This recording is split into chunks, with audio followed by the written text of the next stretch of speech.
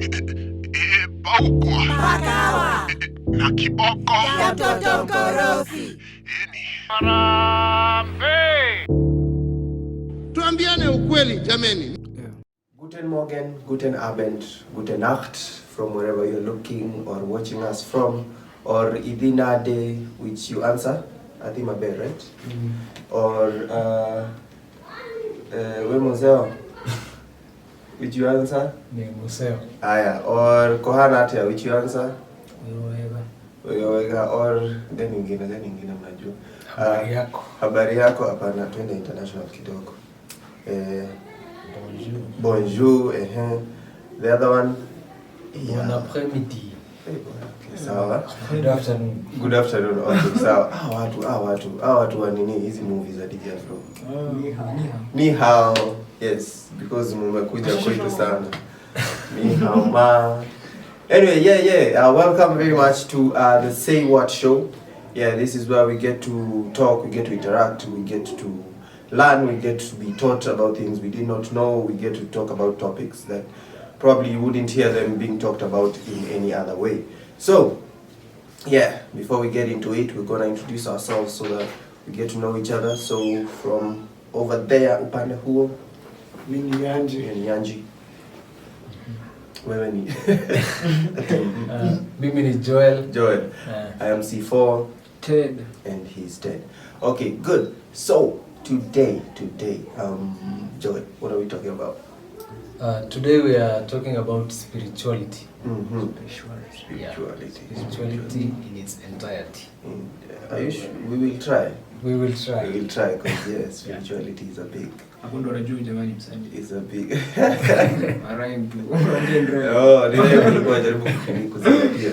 Okay, spirituality. So what is spirituality, guys? Yeah, like what is that? Spirituality.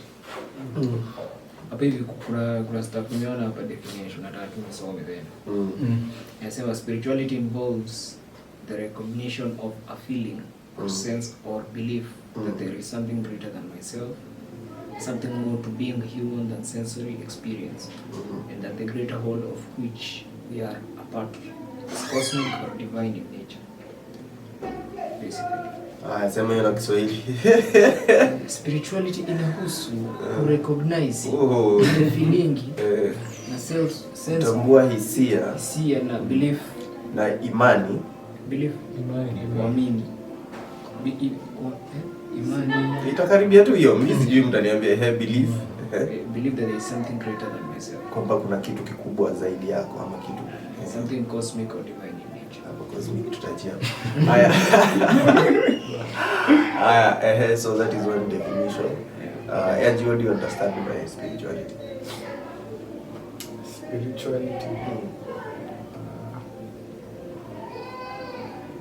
It's the naweza tu hiyo yenye amedefine.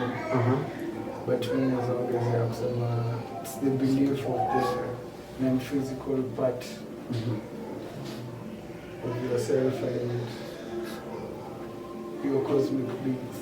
Belief of the non-physical part of yourself. So, okay, tuanzie tu hapo ndio umeanza. There are guys who believe that when you die, nothing happens. Everything stops to nini. So you wouldn't believe with them because apparently, according to you, there is an non-physical aspect to you, which might be there and might continue or something like that. Have you ever had mimi shaisikia msakisema mzee kufa imekatika hiyo mambo mnashinda mkisema ati nini imeisha? There are some people who believe so. Yeah. Because maybe I can't speak on their behalf, but what I can imagine they're thinking, which might be accurate or not, is maybe there's not enough information or evidence to convince them that after you are dead, there's an afterlife or something like that. Or maybe they are scared that if that one is there, because in Kwaski argument here, human beings want to feel like they matter or they are important, or there's a role they play. So once you think that there's someone or something that is so much greater than you, you in comparison to that something or someone makes you so insignificant and so small and so minute. You get? So msa akiona hiyo wako like hapana, like it does not resonate with brain pattern yao, so they choose to believe hiyo hapana. You know, kuna hiyo sami yako pale aje kwani kuna, well there is that one because anyway. Joel, what is the definition of spirituality? Kuboro zao kutoka kwa zao na niseme ni the desire to seek to connect with the part of you which is not physical or mental. Your desire to in touch na that part of yourself which you believe is linked to something higher, ama kitu hiyo part yako yenye una believe ni kama ni eternal. Yeah. So from that tunaweza sema from two venye Joel kwa mimi na agree na hiyo ya ni a part ya human being aside from physical and mental. So from that we realize a human being akona sections, unit sections of parts, ile trinity. The trinity bado iko in every human being. Kuna hiyo the mental state, the physical state and the spiritual state. And maybe the physical for me ndio gari ya hii spirit. Joel anasema but sasa spirit ndio the kind of the, well now this is my opinion. Spirit ndio kind of the big boss hapa hivi. Using a physical being yenye sasa ni wewe and using the brain sasa kulink for the basically brain in interpret what the spirit wants to the physical, so physical manifests. So physical manifests what the spirit wants through the mental. Hiyo ni yako imeni challenge spiritual manifest. As in basically the spirit ndio big boss. So this is my theory. So spirit ndio big boss. So ina manifest chenye inataka through the physical ndio ita manifest chenye spirit inataka. But the only way physical itaweza kumanifest chenye spirit inataka through interpretation of the mental. So ni kama mental ndio highway link, but sa physical tu ndio inaweza manifest hiyo kitu spirit inataka. Hiyo nini yako imefanya ni change venye nimekuwa nikiona, nimekuwa nikiangalia humans, our structure, na all along nimekuwa nikibelieve that we are so fragile in our physical is so fragile, but sasa inaanza kunikalia our spiritual is even more fragile than. Kwa hivyo expound, yani fragility in terms of, yani unacheki venye unaweza pata kadenta hapa na utaendelea tu, haita affect your mental ama spiritual sana. Sasa inaanza kunikalia spiritual kama ndio big boss, ni kama mtu anafaa guard you even, ni kama ina you affected it everything else in the effect. I agree. I mean, you the most ni critical sana chenye spirit ina feed you. And I feel like from two video bado the spirit hata ndio sawa to bring it back to spirituality. The spirit still, the only way you can feed the spirit is through the physical. So physical through akili yako, spirit ita communicate to the physical. I would like such and such an experience. So technically what you expose your physical to directly affects your spirit. So ndio maana I agree na wewe unasema ni very, so hata tunafaa kuwa very careful because technically when you are exposed to physically ni experience ya spirit. Hata kumaanisha hata venye unaweza take mtu maybe ana jihad na spirit inataka kumanifest hiyo. Exactly. Haijali about body ikiumia. Exactly. Which means imefika place ya self-loathing. Unajua kuna kwa ni argument hadi sometimes you can turn your body into your spirit's jail. So inafika place it needs to get out because mimi niko na purpose. I know I am capable of doing this and this. It's just a theory nimesoma about. So to them that's why sometimes if you feel you can really not do what you want, you become suicidal. Kinda I need a way. I need to find spirit. I need a way out to fulfill what I'm capable of. Or at that moment new situation unasema the spirit ni kama iko jail ndani ya body yenye ifanye. So kama physically umejiconvince siwezi follow my dream, hiyo what we call depression kind of. Kuna stuff ule Jim Carrey alisemanga depression ni mwili yako inakwambia nimechoka. Basically I'm tired of this mask, so I'm tired of wearing this mask. Okay. So kiasi yani mask ya like unajua depression ni you're tired of pretending basically. na umeshindwa kukua who you want to be. So you're in a fix, you kama in a dilemma, you can't get out of a sticky situation. So bado ni hiyo conflict ya spirit yako za manifest chenye inafaa. As the body is not ni kama haionyeshi the potential to live the spirit wants. But sasa the whole thing is in the brain. So ni brain if you figure out how your brain can, the information needed to convince mwili, you go for it. So it's all in the brain, but physical ndio jail. So brain ikijiconvince natoka kwa hii jail, ni a matter of kuomba na kwenda. So it's a mental thing, but ni a physical na spiritual communication. But that is it. Niko na shida ya insomnia na ni kama umeanza kusema. Really. Anyway, I was listening to someone who was saying that everything that happens in the physical is a manifestation of the spiritual. Yeah. This was a more religious person. He went further to say that ukiwa mgonjwa kwa mwili yako, apparently kuna kitu imefanyika kwa your spirit. I don't know how true it is. But he was talking from a point of religion, so he was like, sin is the cause of all ailments. So he was like, if your body is not functioning as it's supposed to, probably there is something that you should need to check in your spirit. And how true it is, I don't know, but it seems like we're in agreement that vitu zenye zinafanyika kwa physical probably you can trace them back to the spiritual, which again might be true, because kuna mtu pia mwingine alikuwa anasema that your feet will never take you where your mind has not yet been, in a sense that you have to think of, even before you move, you know, kuna ile calculation ya mwili, okay, ndio takanyaga before uende tao, you know, bado kuna venye utafikiria venye utafanya and then uanze kufanya. So kuna venye zimeshikana.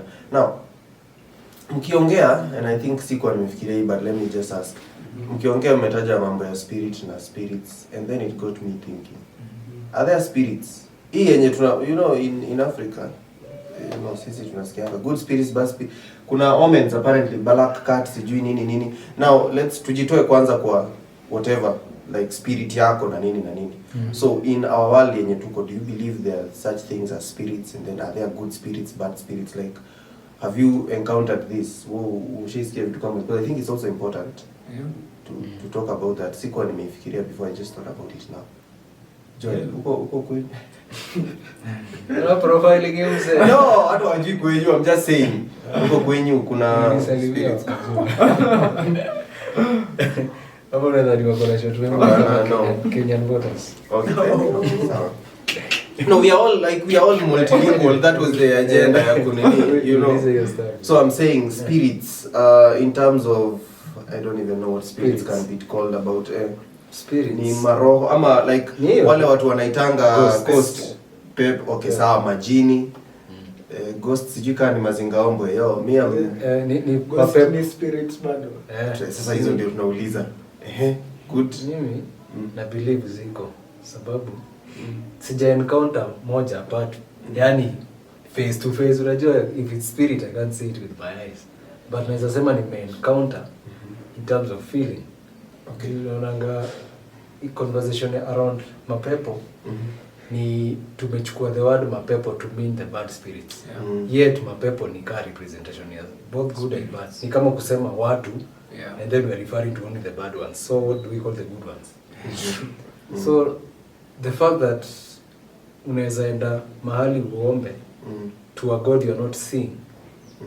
Na if you are a Christian umuitishe Holy Spirit, hiyo ndio nime encounter by sijui msaizi explain, but kuna venye mseu feel sasa niko aligned na kitu fulani. Hata kama ni for a minute. The fact that kuna hiyo mimi utaka kubelieve kuna the other side. Ni kama kuna a parallel world yenye sio physical ya hizo vitu. Na hata ukiangalia evidence iko kwa vitu zimeandikwa from ancient times na hata traditional African stories. Traditional African stories ziko na kuna hizo folklore na ni kama tu past tales zimepasiwa down za that people, some people used to communicate with spirits, others used to the dead ancestors used to appear to them.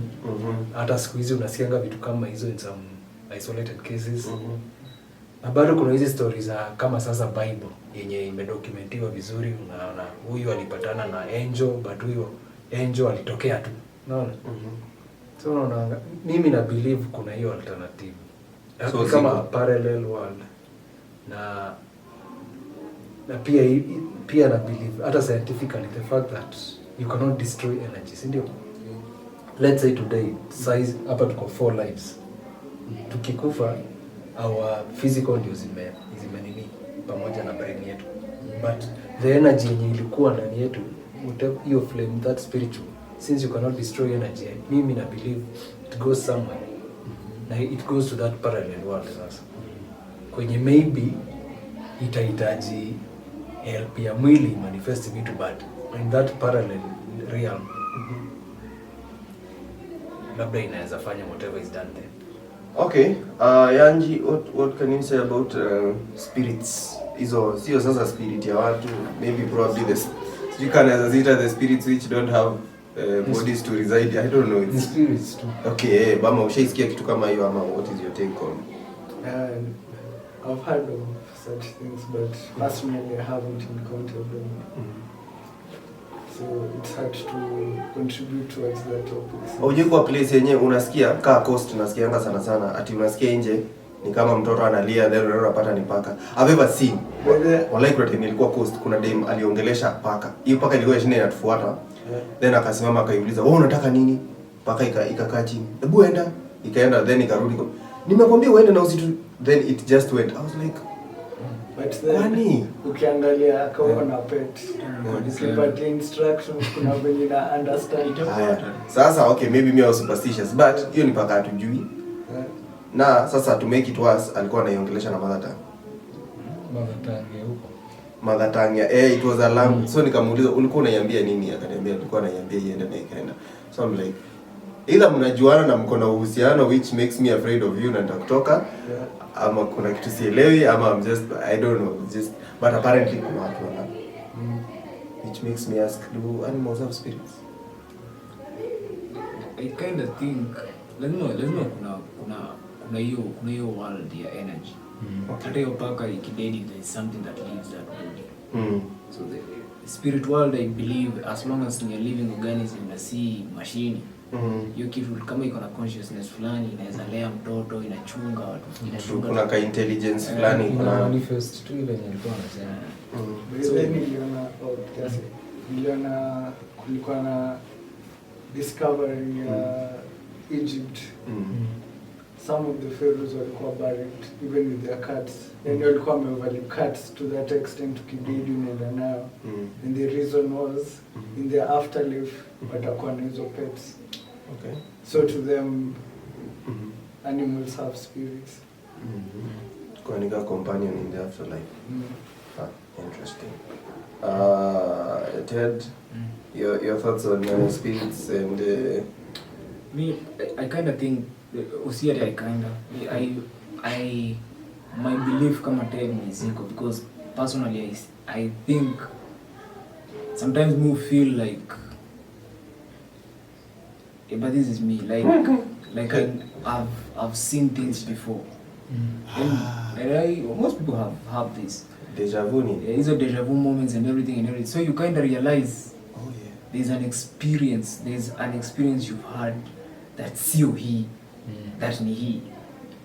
It may happen tena hivi, lakini sio sahihi. I know this feeling. I know this exact feeling. So me hiyo nifanya ni believe whatever I am. I kind of believe maybe hiyo ni kitu nimewahi nini before, and that's why it's not a new thing to me. Like I can see it na najua hii kitu, you can't convince me. Hadi ukienda you can tell. Ile unajiambia wallahi nikipiga ile corner stuff like Buddha na ukipiga stuff ina happen. So for me I kind of think hiyo ni evidence moja, and then pia kuna evidence stuff fulani Joel amesema ya church. Is that time utasikia when you kind of feel you understand everything. There's a moment of clarity every time uko kwa hiyo space, whether ni meditation, whether ni for church praise and worship, whether ni message, there's a moment you kind of feel I understand everything, whether ni something can trigger your moment and you kind of know I'm more than me. I can understand more than this, or if it's correct I can feel more. Maybe I'm just creepy like that, but the thing is for me I think the spirit world ni kitu iko, and just like hii world iko na limits and everything, pia hiyo world iko na traps, iko na nini, and that's why mimi husema I feel kuna consequences za hiyo soul yako, as in because everything is manifestation yake. You can't kill and die immediately and think bra, kuna consequences. And that's why me I believe kuna vitu kama ghosts, kuna vitu kama kind of trapped in a realm they can't be, and they okay, but then me research mimi nimefanya in the spirit world ndio inafanya niseme vitu zingine hizo occults and everything. You kind of realize kuna spirits you get trapped. Hata Bible ukisoma kuna story fulani ya Saul ali-summon spirit ya prophet. It's very clear in the Bible. Oh yeah, true. Yeah, na akamuuliza na huyo prophet alimwambia bro, mimi nilikuwa place fiti. So from your statement to before tuendelee, you kind of notice then kuna place fiti na mbaya spirits. Like huku ni wapi mmenirudisha? Me place nilikuwa I was having a good time. So question is, where is that number one? Because clearly this guy was resting, having a good time. So there's somewhere else people go. And ukisoma all spiritual books, you kind of realize all of them have the same somewhere else that energy goes. So for me hiyo tayari I don't mimi ule msee anasema siwezi kuambia for sure iko, but if there's sufficient evidence by a majority of the species yenye imeishi before, wote wako na kinda of the humans that have lived before us, you kinda yet for me ni evidence enough. Nikiangalia from a scientific point, I feel like ni evidence enough, isi kitu ya kudoubt. Maybe sina evidence but siwezi sema haiko.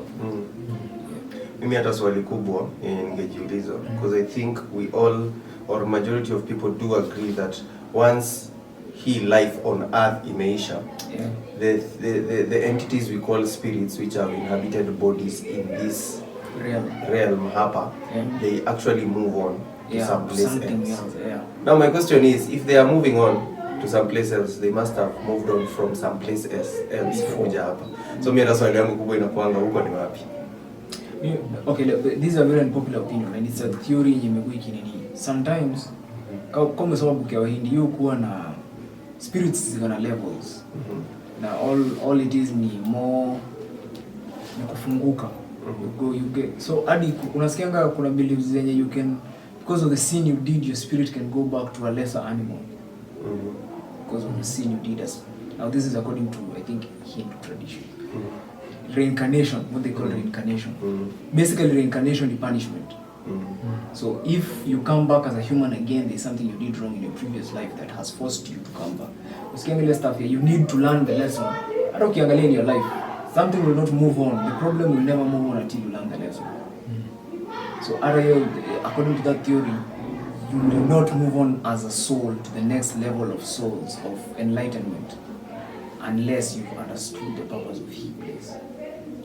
Na sasa tukienda na yani ya maybe reincarnation na nini, probably vitu zenye zina face msee in a certain lifetime, probably zenye haku deal nazo in a lifetime before, kitu kama hiyo.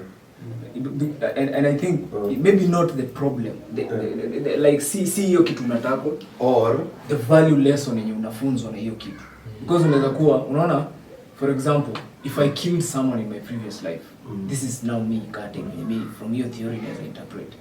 In this life you'll find a lot of ile stuff kuna sema ya, if you pray for patience, you will not be given patience, you will be given opportunities to be patient, to exercise it. So if you made a sin ya kuua mtu, you will be given opportunities to learn kuua ni mbaya.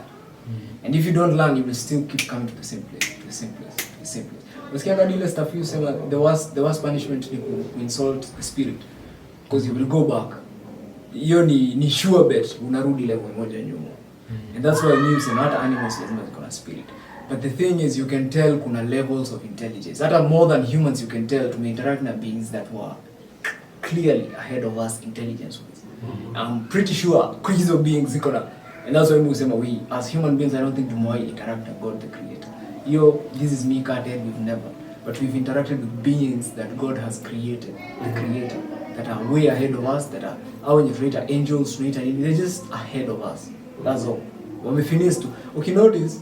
But they are spirits also. Me as nine spirits, they are beings. Okay. They came. Ukisoma Bible, you'll notice But that's another topic. So that's a very deep. That's a very deep topic.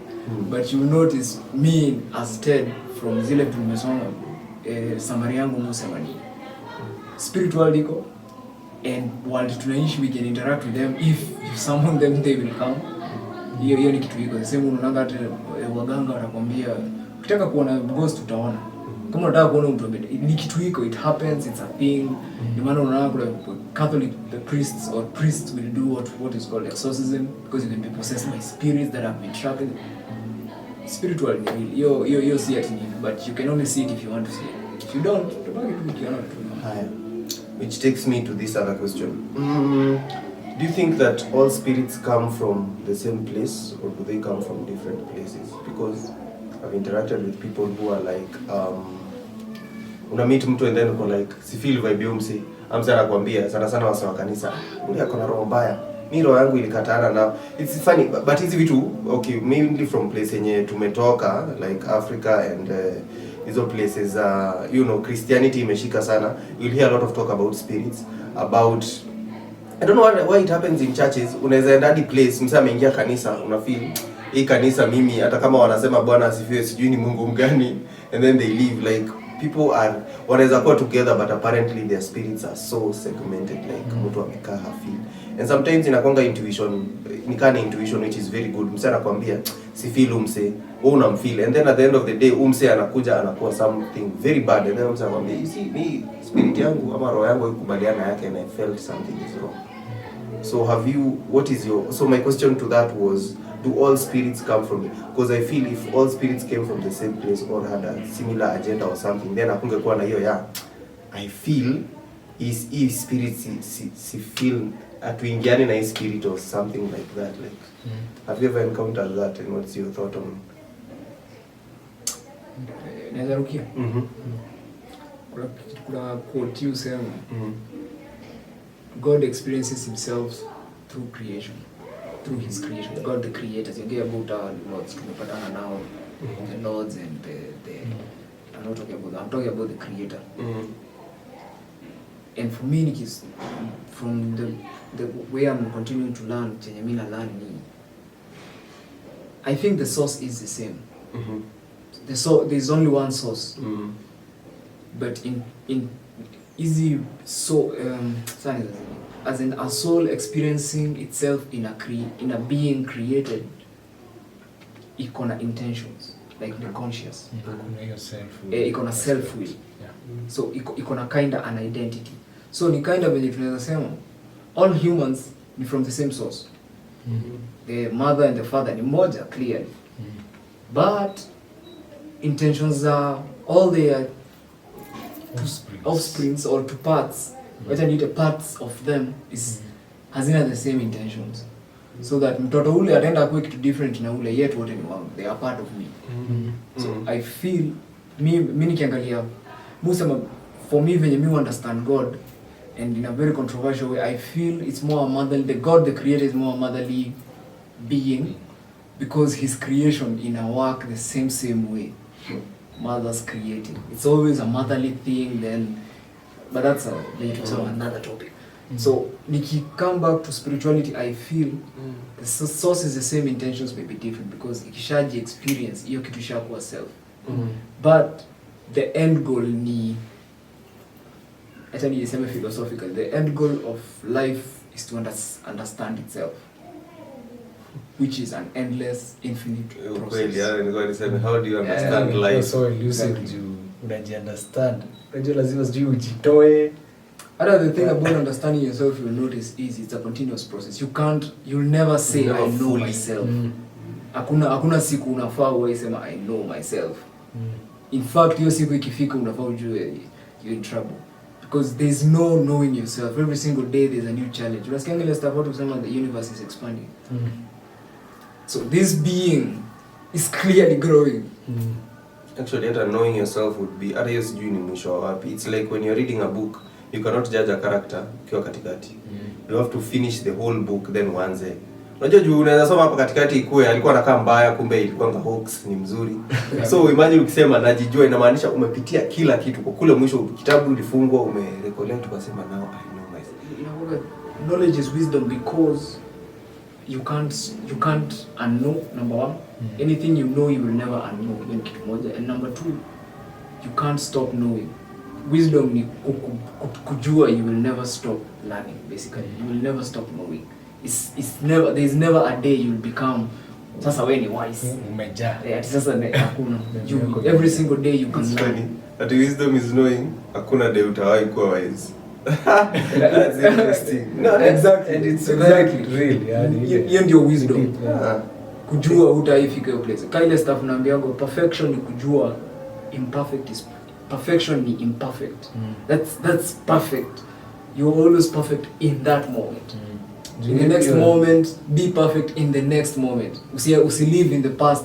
Hey, unajua 5 years nikivaa jacket watu walikuwa that's then. Figure out right now hii moment. What do people like? Wakikuona nayo, if that is what your life is about. And hiyo choice iko na consequences zake if you are about impressing people. So ni ile kitu unaangalia una notice, live, always stay in the moment. And I think hiyo ndio purpose ya spirit.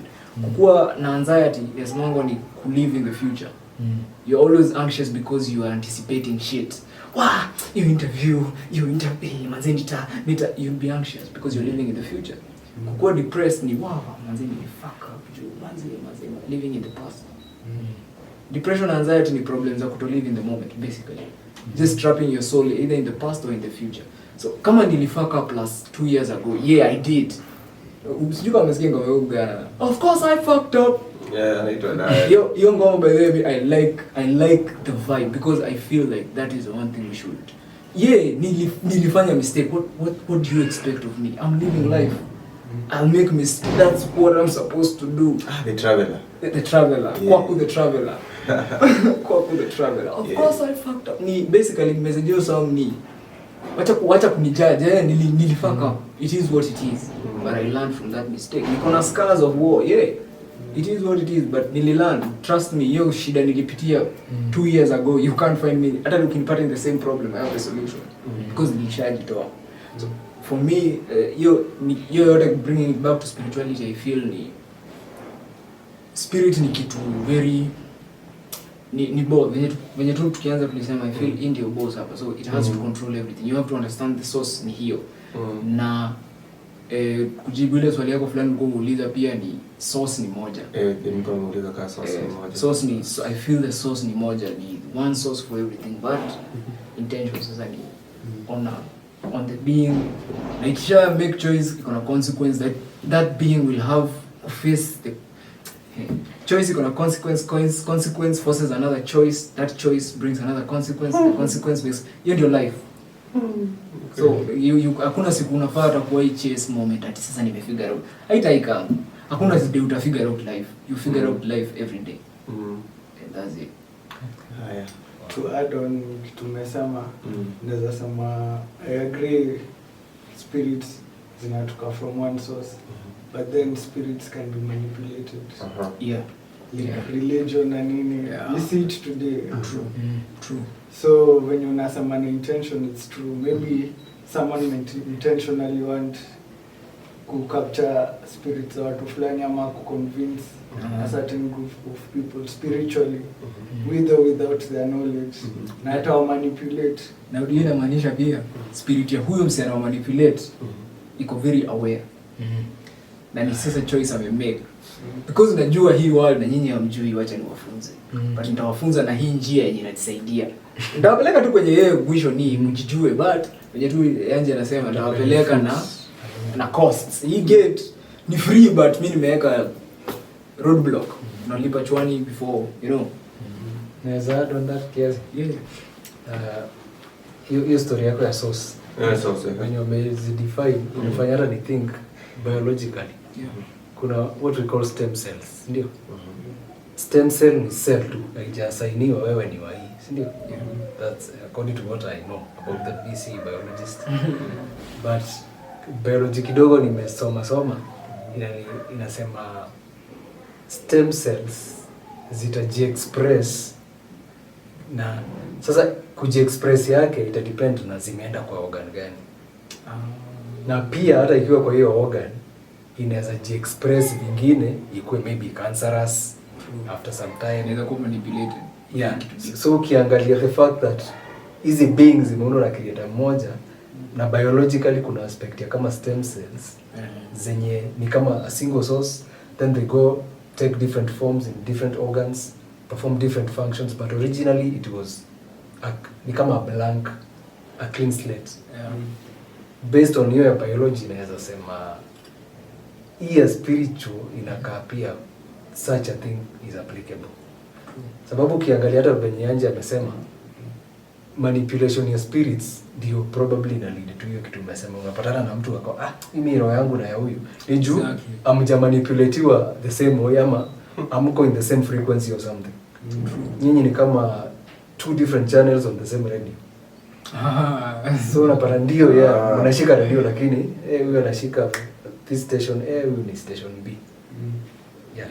So okay, interesting. Mumetaja, I was about to go to that religion, because when we talk about spirituality, it's very hard not to talk about religion. Religion has been, I think ni religion imeintegratiwa into spirituality, imekuja, because if you ask me, then spirituality is way older and more infinite than religion, because religions, I think, come and go. And it is very, I don't know, haya, wacha nianzie hapa.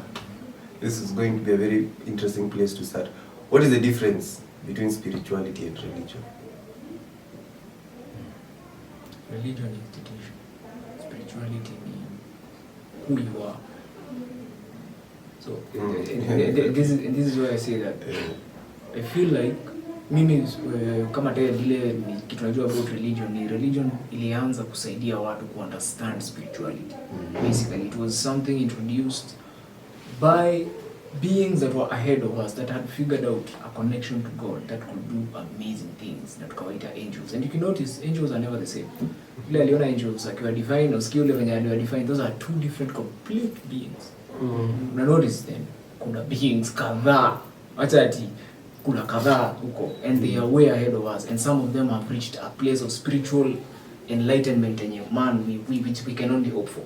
So they can do things even we can only imagine. So I feel like what is the difference between spirituality and religion? So I feel walikuja kutufunza religion waka enlighten a few people, because hatuwezi funza all these human beings. So somebody like Moses or Aaron nakuja nifunze this leader who can now pass the knowledge to the rest. So I feel religion intentions yake ikianza was perfect. Religion was the perfect place kufundika shule ya spirituality.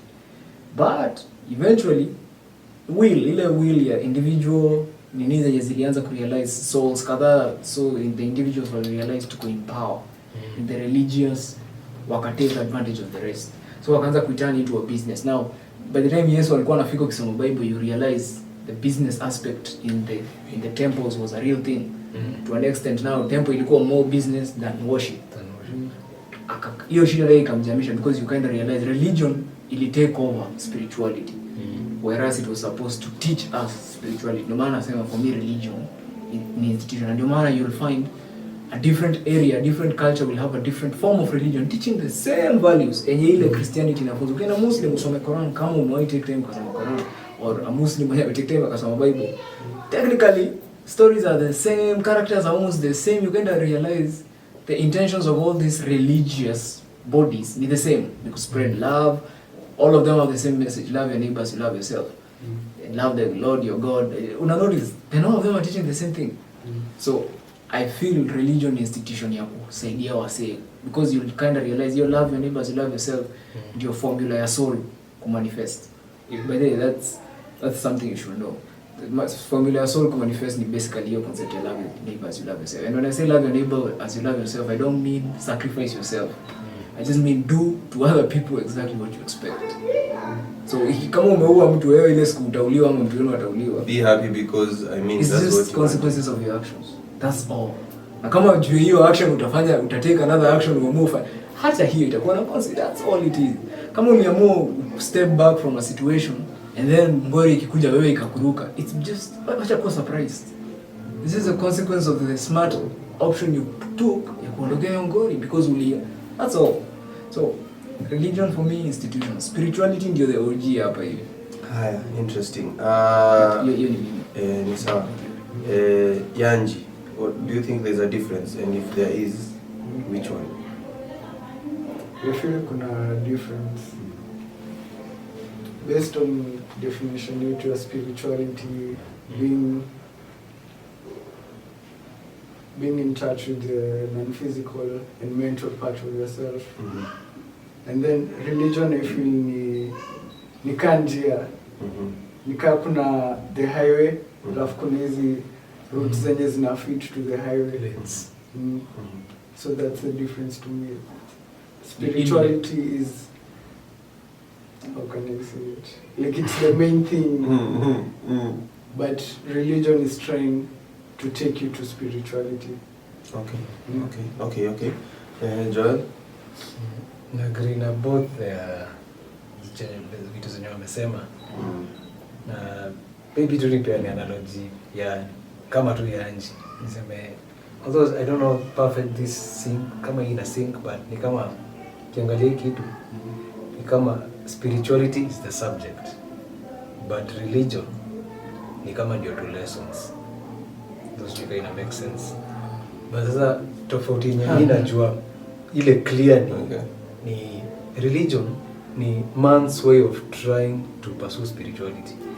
Now, as we know, religion today is it's one of the most complicated ways to look for spirituality, to connect with the spirituality. Sababu already kuna laid out paraphernalia, sijui our ways nini, so unapata hao watu ukigo down to it, if you are maybe to step back a bit, uta realize tunaenda pale lakini tumeshinda tukifanya hivi.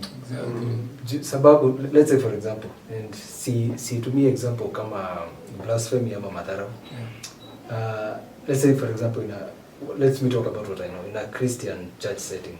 Nimeenda kanisa kadhaa, different denominations yani za Christian churches. And you find that, let's say today we are here to be taught about the word of God. Hiyo ndio moment na maybe worshiping. Those are the only two moments una connect na Mungu wako, spirituality. But before those moments there's a bunch of activities. Zenye apparently zimewekwa zikaini kama without those you are not going to connect with. So unapata utaenda place moja upate hawa wanaita watu mbele, mnapiga magoti, mwingine anakuwekea na kupaka mafuta, mwingine mnakula sakramenti. All those ni kama sasa hizo ni man made stuff. Unaget? Hakuna mahali. Ndio maana huwezi sema they are wrong ama these ones are right. Na tukiangalia hii kitu yote ni hata sasa hivi ukachukua tu hata mtoto ama someone mwenye sijui ni kama a blank slate kind of person.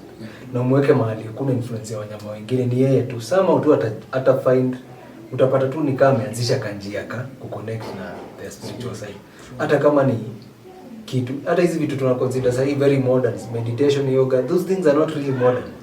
Ni ilianzia mahali na mtu akijaribu connect na spirituality yake. Yote ukiangalia kama yoga na meditation na uangalie kanisa, the end goal ni moja. Tofauti ni how these three different people are trying to get there. So I believe venye tu wamesema spirituality ndio what you should seek. Religion ni how you seek it. Na mimi imefika place in life na believe siwezi sema someone's religion is wrong. If it's working for them to connect with their spiritual side, who am I? Why not? Mwenye sija practice yeye niseme yao ni wrong. In fact, if anything, kuongezea tu on that, but this is my thing. I think it's up to you to try to learn from them. If something has impressed you in another form of religion, try to learn, but bila ya criticize, just learn and pick the best, the rest wachana nayo. Use kwa life to basically just learn from people. Kitu ikusaidii tupa kando. There's a very unpopular opinion that came up. Ilikuwa inasema football is religion. Football, like in Europe, football is religion. Every Sunday people go to the same place. Now, ask yourself, religion in nini? But 2 or 3 are gathered in his name. Now look at a stadium. Those people are all having prayers on their t-shirts. God help us win. God you are. God wants us to get him. What are they doing? They're worshiping God. They are learning about loving one another. Tuko watu a stadium of 90,000, 45,000 support that side, 45,000 support that side. Now watatoka kama hawajapigana. Now, in my opinion, I would not say, because for me, every value system ningeenda church kufunzwa about itansaidia kuwa spiritual and loving my neighbors, I love myself. This guy is learning in that study to an extent that there is something I saw jana. You know this actor Deadpool, Ryan something. Reynolds. Yes. Reynolds. So Ryan Reynolds and a friend of his, I think, piani director or something, so they bought a team in Europe, in England. A team tuka kamtatu ka sleeping ka little town ka industry town, buy a whole team. But the reason they bought it because the local team was going bankrupt. So akaulizwa kwa nini alifanya hivyo, then akasema walienda hiyo study wakarealize the day they went, his study iko amebaki I think 2 months ifungo or something. I'm not so sure on the details, but this is what I picked. So study apparently they are about to lose the club basically to bankruptcy. And they went there and found grandmothers. Unaona venye unaendanga na shosho yako church. Wameenda 2 hours before the game. Unaenda a family kwa row viti 7 is a family, and you know it. Wamebuy season tickets, like lifetime tickets. Hizi viti zinakuaga za to an extent babako akikufa you inherit the seat. Now tell me, why would I not celebrate that as a more religious center than hii mpuzi tunafanyisha huku na pretend bullshit? And I'll call it out. Hiyo ni bullshit because unafanya watu wakuwa wajinga badala ya actually helping them to be more together, working together.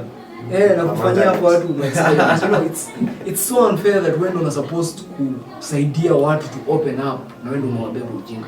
Bro, ile staff watu waambia wewe kiboko yako iko gym bro. Hapa ile time italand utaamini because trust you me, taking advantage of souls ni literally your stuff watu kusema ni insult the spirit. That's the biggest sin of the 7 sins ka unajua hiyo verse. I go in very many spiritual books, by the way, the 7 deadly sins, and the deadliest of them is kutukana the spirit. I'm not talking about kutukana Holy Spirit. I'm talking about spitting on your own image. That's the biggest sin there is. Kujidharau. Your spirit is everything. It's everything. It's the source of everything. Interesting. So, wacha nirudi kidogo to my definition ama yenye nimeona hapa, which is interesting. Spirituality is a solitary experience of the divine. While religion involves a group of people brought together by their common faiths and beliefs. Now, according to this, Basi, if spirituality is solitarily understanding the divine, it takes me to the question, even if tumesema, which I agree, that religion probably zinakuanga njia za watu kufind their spirituality na nini.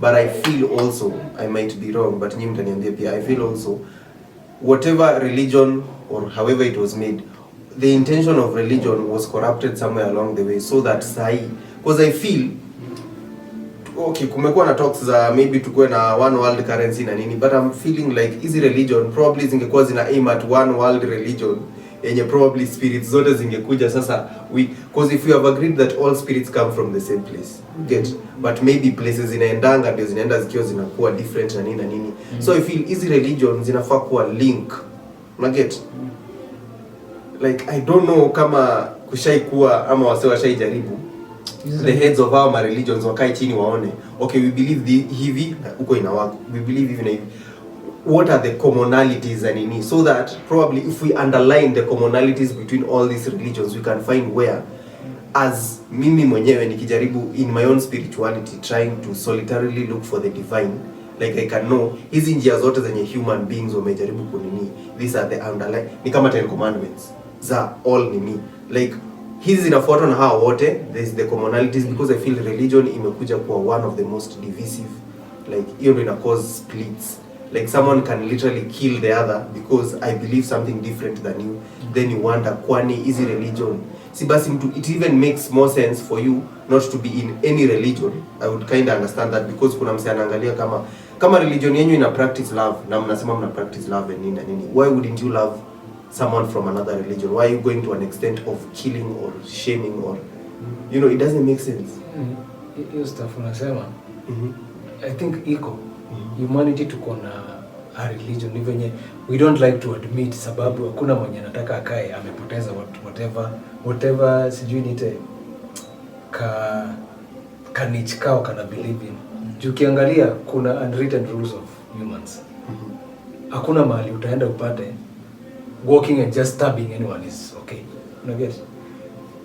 Kuna zile ukiangalia no matter who you meet where they are from, hata kuwe unasikia huyu sijui ni atheist wa wapi ama ni sijui ana worship nini, hata ana worship Mungu ama shetani. Kuna zile ni kama venye kuna kuanga na guy code, ni kama kuna human code. Sasa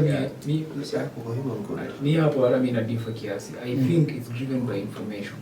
You see, I mean, the maana msema internet is a solution to everything. Mimi rasmi sema tukua religion moja because italeta dictatorship. Eventually giving one group of people, because it's a group of people, lazima tutapea authority. Itakuwa very, in fact it will be more dangerous than nyingine. The reason kuna peace ni kwa sababu mimi na denomination yangu we can defend ourselves and nyinyi mnaweza defend. So we can't attack you really unless ukoshwe nyinyi wadogo. Tukiwa na moja kutakuwa na ukitry tu hata ukiwa na idea different. Buda, unaona ile time alikuwa anachoma witches ni hiyo stuff. Ni na what? Because me I think your stuff should happen before with the Christian church. They roamed around the world spreading the word of God, killing in the name of God. They had called the Crusaders and everything, and they forced the name of God. Venye sisi tunajua Mungu because sisi ndio tunajua Mungu. Wewe squeeze crusades hazina kuana. Same thing, but we're just going to spread the word by all means. Bwana asifiwe. Amen. Exactly. But in fact, unaona venye unafanya, I wish mnaweza try it. If you get your own time, try to research on some of the diaries and journals of Crusaders. That's what they used to do. They would pray for you as they're killing you. They are doing it was so for me I think it's very dangerous compare any one religion here because it will not give people the chance to actually figure out, because me spirituality it's not a destination. Leo, what helps me be spiritual today in 50 years won't be the same way 50 years ago vitu zilikuwa wasaidia kuwa spiritual, si vitu sisi tunatumia ku get spiritual. Right now internet is a very key thing in becoming spiritual. 1990s internet was the devil. It was the devil and the antichrist taking his people. Right now is one of the easiest ways to figure out spirituality because of the information that is there. So technically I feel unafaa hiyo ya religion inafaa ikue. Hata mimi nikifeel nataka kuanza religion leo nianze. If I can convince 10,000 people to come to this, it means I have something I'm saying to them. Hata kama a very unpopular opinion, unaona that 310 guy. The one thing yenye mimi usema I feel mbaya that I take advantage of the influence akona, because clearly you're giving these people hope. If they keep coming, hata after you're lying to them, they keep coming. But your church is growing even bigger. So I'm like, clearly you have influence, you have something to say, but unawadanganya in the process. So knock out the fact that you have something to say. Yes, knock out. Just knock out your fact that you're taking advantage of souls. They may come to you for guidance. Take advantage. That's the only problem I feel in such a case. In a more realistic world, hiyo ni kama kurepu. Exactly. Amekuja in fact ni wewe pia. Wanatoa pia counselors. Alafu unasema spiritually na rape watu. So either way, so leo ndio nisihebe kwa swali kuna vinyo kumi from kuna reason. Is there something common between the different religions? Unasema zikakuja kama zikikam together. Oh yeah.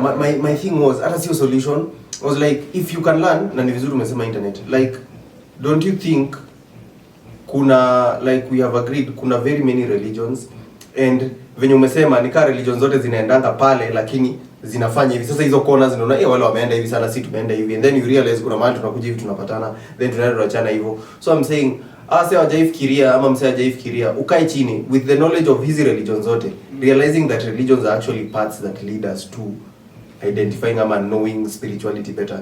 Like can't we just have like hizo points mahali zenye hizo places zinashikana, like the universally accepted places or points within the religions that we have as human beings, hizo we practice, because apparently kwa hizo hata kama wasee wanaenda wanakuwa divisive, kuna places zenye tunapatana we agree hii ni nzuri, hii ni mbaya, so that in a way hiyo hata ukienda place yenye unafanya kitu iko acceptable huko, people don't see it as ati ni religion nini, they just see it as hii tunakubali tu.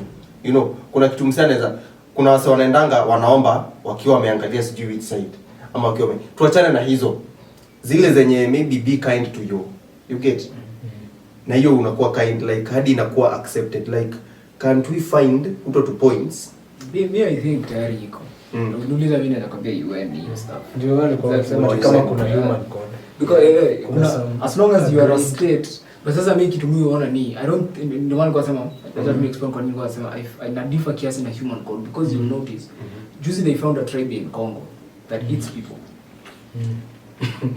so you see you can't say there's a human code because to them eating people is part of life so see it kuna human code exactly human code maybe acha tumalize point yangu ilikuwa nikisema hakuna human code ni I feel ndio maana nasema information is the key if we can come together the reason sisi tuko na UN kwa sababu hizi nations zime come together and zikajifanya states zikajiwekea laws and everything then in that arrangement you come together so you kind of realize religion is very political and maana nasema me I will not encourage religion hata to grow bigger because mimi kitu naweza tu encourage ni spirituality because you can encourage religion is very political by default the reason hata utapata a denomination fighting with another is because of the interest of one or two people it has nothing to do with sijui Mungu wako it has nothing it's just politics in fact it wouldn't make sense to fight over Mungu mwenye exactly because you're worshiping one God hakuna ati nitafavor huyo over huyo because mimi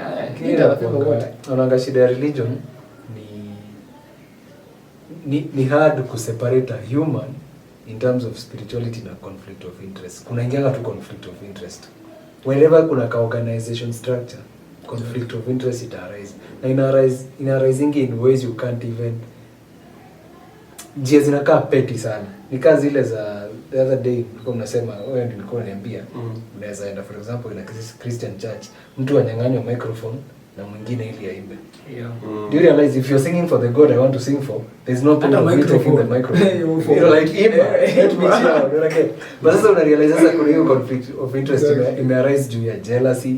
Yani kuna other Benye tu unasema, me I think this is the problem with the church. But this is me. Hata niongea specifically a church because me nimelelewa kwa church. So I've done my own observations and pia niko na my own hypothesis and everything, conclusions. Angalia the church naona this is a problem. The church shida ni it's not just honest with its people. I wish our pastors wangekuwa. How come I'm willing kwenda on a Sunday experience the same thing in a football. Mimi upenda sana kutumia ya futa. Because you'll notice football is about to replace the church. Imefanya hivyo in Europe. Like people don't go to church, they go to games. matches. Yeah. But ask yourself what is the reason? Say the same sadaka atatoa ndiye atabuy ticket nayo. But you see, mimi sina noma na kutoa sadaka. I'm just angry at the fact that you lied to me natolea Mungu. Niambie tunatoa ini ticket, hizi ticket tumetoa ndio zitajenga ile church. Hizi ndio zitatujengea. It will be so mimi shida yangu ni tuache mysterious. Tuache stop lying to people that this pesa tutatumia Mungu. Wapi? M-Pesa uko na namba ya Mungu. What the hell? Ati tutafanya please. We are doing this so that we can build a nicer place for us to worship God. Buddha ukiambia watu hata maybe they watatoa more than wametoa. I think hiyo kitu ni venye hiyo tu venye umesema ni ile ya sijui niseme ni kanisa ni maybe people whoever to say that the leaders ni watu wataki kukula stock yao ama people who don't want to get high on their own dose in this sense stock kwa Bible kuna hiyo venye tu umeiput hiyo honesty ya unacheki ile Papa Solomon akiambiwa jenge exactly. Silikuwa imepewa David true kafika place akaambiwa lakini wewe naona ni mtoto tu wako ndiye atakuja kunijengea someone in your bloodline yeah so ukiangalia huyo mzee alikuwa sasa they were aware of that hiyo ya si ati kuna venye hii itatoka hapa iende Mungu unajua this is where we meet we just worship and that's it so hata akibeautify alikuwa na hiyo awareness hiyo sasa I think unasema ya they know hiyo honesty ya hata tukijenga aje ni hapa na unaambia watu wanatoa si tunawaripo mimi ndio hiyo stuff nimesema ya conflict of interest it arise na Giovanna anasema in arising from very petty you can even see it coming sometimes ni kama ile ya if I am the leader tuseme wacha tunaongelea Christianity because we are Christians here see hakuna brother kwa hizo tunajua hata 70% of apparently Kenya ni Christians so this one it hit in fact if you know about such chaos in the other religions by the way feel free to share see it tuna attack we are just Unajua This kuna is ile what stuff we know. ya genius ya education ni una study kwa hiyo society ili ujue kuikosoa. So nilikuwa nasema hiyo stuff ya conflict of interest. Unapata tuseme mimi ndio leader and I know you, and tuseme I know you are the son of my friend or something. I likely appoint you to a position. Do you realize at that moment sasa imeanza kuwa conflict of interest? Na from that kuna mtu atafeel irritated you alikuwa probably more qualified or something. So inaanza mvutano. Mimi sasa unaona hadi kwa hiyo ya mtu hivi. Because sasa msema hivi. And then ndio maana msema shida yetu ni kutokuwa honest. Because I agree na venye umesema. But you notice the problem of me kuemploy mtoi wangu kwa biz yangu. Itaudhi watu because nimeifanya chini ya maji. Nilikuja tu nikaipata. Siku moja wewe ulikuwa unangojea promotion, nimefanya mtoi wangu.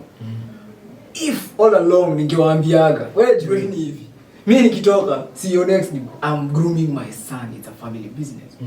Nobody there would have ambitions like a CEO.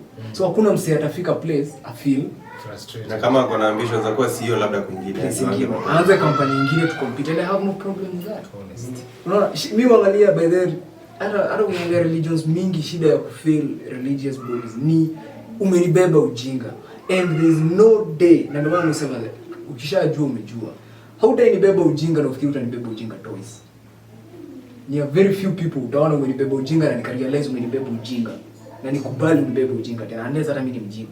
And probably that is why unaanga kanisa, and I don't understand. Kanisa na parliaments like unaanga pastors day fulani asubuhi kanisa imefungwa, sijui nani walienda na key, watu wanaanza kurushiana viti.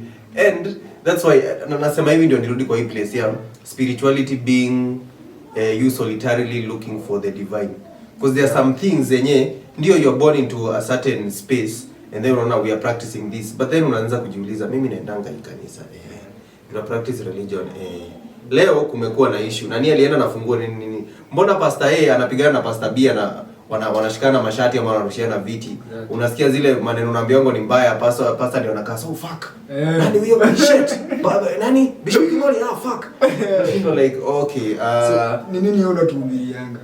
Yes, then wafika kwa hiyo place ya nini, mimi venye nimefundishwa na Mungu na venye na accept, I would have probably dealt with this a different way. But sasa huyu juu ni a person in a position of power, unakuwa conflicted. Mbona yeye haoni kama mimi naona in simplicity. Unaona venye watoto wanaulizanga na kama nani amefanya nini sio ni vibaya. Then you don't understand. Probably ndio maana Bible inasemanga the kingdom of God belongs to children because huo ni msee mwenye I think spirit yake bado haijacorruptiwa na shenanigans nyingi atisijui fanya hivi na hivi. Mtoto akijua hii ni right atafanya hiyo right, na akiona unafanya wrong atakuwa like I point out mbona hiyo ni then wewe na high moral zako hapana, wewe ni mtoto, kuna vitu you get kuna hiyo, which leads me to this. If religion ni njia za kufind spirituality or to get in touch with your spirit side, and religions do not change, si ndio? Me think they change. They evolve, but their principles inabaki. Yeah. But then again, spirituality inakuanga, I don't think spirituality is broader. So njia yenye wewe utafind probably your way to spirituality might awakening. Yeah, your way to awakening might also not be captured by any religion in the world. So me I think whatever helps you is your religion. Okay, sawa. Whatever very personal. Ndio maana mimi nasema siwezi sema kukuwa na one religion because me kama Ted sitadanganya, I have my own things I do kujisaidia kukua a better me every day that no one else knows about. Wengine wataziita sijui zinaitwa nini cults, rituals, call them whatever, because hata kwa church kuna rituals. So I also have my own rituals kama Ted zenye mimi do kujisaidia ku become better. I will pray every morning. I will do this every morning. I will work out. It's for me. It's a ritual. So technically, to answer to you, I have my own religion. Kuna mahali naenda na hii na labda tutapigwa mawe lakini tufuatane tu. So kama religions zenye ziko, wacha tuseme the acceptable worldwide religions zenye ziko zina leading the masses or people to spirituality, na spirituality ya mtu as we have said is very individual.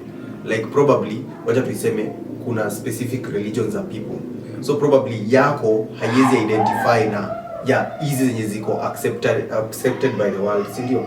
Kama kuna hizo and maybe you do need hizi religions zenye ziko established in the world to find spirituality, then does it mean that once you're there is no need for religion? 1. 2, does it also mean that if you have your own path to finding your spirituality, then you wouldn't need even the religion in the first place to take you there like masses of people? Which would lead me to this question: what is really the significance of religion if at the end of the day hiyo tu ni watu wamekuja together to find a common purpose, and yet wewe ukifind, like, doesn't it feel like ukifika your place then religion inaacha kuwa for you? But I don't think religion ya kukusaidia kufind, religion ya kukusaidia practice. Haya, so na wewe ukijua njia zako za kupractice, sio ni religion yako. Sawa. So I'm talking about hizi religions zenye zimeestablishwa kwa dunia. Yeah. Do they have a need really if we're talking about that then? If you identify what works for you. Now we custom make. Ndio maana nasema unaona hiyo it works for me. Kuna msee mwenye what works for them ni kwenda church. What me hizo rituals mimi najifanyia, rituals zenye yeye anahitaji ni kwenda church. Hizo ndio vitu zinamsaidia ku practice what anaita spirituality. So goal hapa si ati ni because I don't think no matter what I say, it's not a place. Si ati ni place naenda niko sasa spiritual. Exactly, thank you. Na yet religions zinakuanga hivyo. You have to go to church, you have to, like hizo ziko structured venye, you see venye unaweza religions. Ni watu wamesema tunafanyanga hivi. Wewe in your own maybe wisdom ama stupidity ukidhani ati hapo ndio spirituality na exist pekee. Now that's on you. Na ndio maana nasema blame hao. Hatuwezi kuwa na religion moja because that would be the problem. Because sasa tukiwa na religion moja it wouldn't make sense. So na back to your point kuna swali muuliza tu sasa before you evaporate kutoka kwa akili yangu then why ukishafika hiyo level why need it? No, level ya kusema you don't go there to find, you go there to practice. So kuna mwenye na practice na kuna mwenye pia kwa practice yake inamhit, maybe I can help someone else practice. No. So unapata ni venye tu ni ile place yenye since we cannot just meet anywhere randomly. It's the sasa mimi niseme aje. Unaona? That's what I'm saying. Yeah. Religion should be as random as possible. That's my point. Because kama spirituality pia iko building. And then which brings me to basi kama religion ziko na unaget ziko boxed. Religion iko boxed ile design tuta meet hapa. Mbona huku kuja fellowship? Tutafanya hii. And yet spirituality hiyo ndio maana nilikuwa nasema hiyo story ya kupatana ni for convenience. Juu hata leo ukiangalia kuwatch church kwa TV na kwenda kanisa, si mmefanya the same thing. Ama ile internet preacher kwa internet. Ni a matter of what is convenient. If it's convenient for maybe 50 people na wanaendanga hapo, ndio maana it's still running. The same way kiacha kuwa convenient for some, wataacha kwenda. Lakini mimi naona at the end of the day ni unaendanga kwenye as in you seek your spirituality kwenye una feel ni convenient. Mimi naweza ikuti unaweza enda hiyo church iko na religion yao but kuna practice spirituality yako when you're there. So the purpose to go there maybe when alikuwa anasema ni venue. Okay, so spirituality you can practice your spirituality in a certain religion. In any religion. Haya. So it just depends on ni religion. Ni wewe ni wapi na wapi. Ni kama ile think of it this way, football. You can play in any club but umechagua kujiside na gani. Hiyo sasa inakuja na ni benefits gani unataka? Exactly. They have nothing to do with now the spiritual the main spirituality again. Si una practice daily. It's a part of you, si ndio? Ni kama ile stuff kwa Bible pia inasema God is omnipresent. Si eti Mungu ako pale kwa church. So wherever you are ukiomba si eti lazima uende a certain point ndio. So ukiangalia hivyo ni kama hiyo. So nikisema religions ni kama matatu na spirits ni kama abiria. Na place ya spirituality, okay, or the journey to spirituality ni kama kwenda tao. Mimi naweza barabara ndio spirituality. So sasa kuna mtu anaweza tembea afike tao, but religions zinajaribu kuambia wase kujeni tuingie kwa gari tukubebe. Sasa unaona mimi point yangu ni spirituality si tao. Tunasema ni hiyo ndaye. Sio ndaye barabara. Religion, sorry. Religion ni gari. Religion ni gari yenye inaambia spirits probably. Spirituality kujeni tupitia. Sasa ingieni gari tu. Although hiyo pia zinaweza agree mimi nitembee niachane na gari. Hata unaweza kuwa na nduthi, unaweza kuwa na person, unaweza kuwa hizi vitu tunasema hakuna destination. Hiyo ndio point. Hakuna place unaenda. Based on hiyo ni yako analogy yako.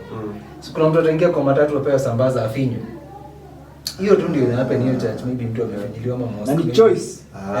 Thank you. Ukitaka kuingia huko ukaambiwa kweli sambaza tu awesome. No one is forcing you to be in that religion. Exactly. And the man I believe, exactly your point. Ndio nilikuwa nafanya niseme we should allow anyone to practice. The man ukiangalia, the man kwa sababu UN technically is a religious body, it's playing a very religious role. Kutuwekea values zetu kama social and level tuko ya advancement. Nitakuwa civilization, level of civilization yetu. Hizi ndio vitu tuna agree nayo. Maybe in 100 years cocaine will be legal. If you know according to the rules zenye hata church itakuwa ina agree, kutakuwa na watu wanaendaga hiyo church. Because UN said it's okay wanaendaga na. So kind of you realize the value system iko based on number one, number kwa nini a very political thing. On what UN, the bodies, hizi states zenye zimeunda hiyo UN standards agree, even though tunaishi kama human beings. But any person living in a place that ain't in any of these states akwalo kuko venye yako. Na ndio maana hao cannibals we can say wanafanya wrong kwa kukula huyo tourist. Hiyo ni they just living their lives. But tukianza kuinteract now, wakubali huyo leader wao chief nini akubali hii mtaa yetu, sasa tumejoin into the nations. Now you live but tunaweza point fingers. Sasa ukikula msee bro hiyo utalipia. So for me I will say hiyo ndio power. Sasa mimi naweza angalia hiyo spirituality. Usijudge the way ule ana practice spirituality because ayuko kwa church. Wewe kama ana until unless wataingia kwa church then ana practice vitu zenye alikuwa anafanya huko, ndio tuko na right ya kumwambia bro kama uko in our way of doing things hiyo kwetu tuna feel ni wrong. So usifanye because these are the consequences. Akiifanya atalipia because ulisema umetujoin. But until ufanye hivyo, we practice spirituality. You can continue basking in the bliss of ignorance. Exactly. Bora. It's on you. Ukishajua.